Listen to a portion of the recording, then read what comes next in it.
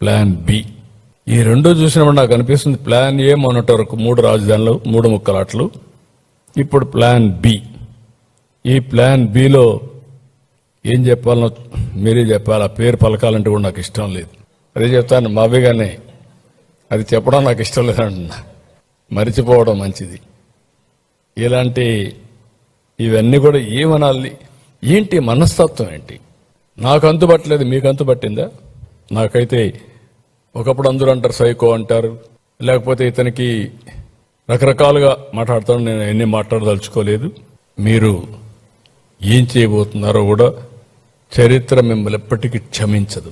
ఈ రోజే మనకు జరిగినటువంటి ఇబ్బందుల వల్ల ఆంధ్రప్రదేశ్ రాష్ట్రం దక్షిణ భారతదేశం లోయెస్ట్ పర్ క్యాపిటల్ ఇన్కమ్ అప్పుల ఉబిలో ఉన్నాం. ఎక్స్ట్రా ఎఫర్ట్ పెడితే తప్ప అందరం కలిసి మళ్లీ అందరితో సమానంగా మనం ముందుకు పోయే పరిస్థితి లేదు. ఆంధ్రప్రదేశ్ రాజధానిగా అమరావతి యొక్క అజేయం, అన్స్టాపబుల్, శాశ్వతం.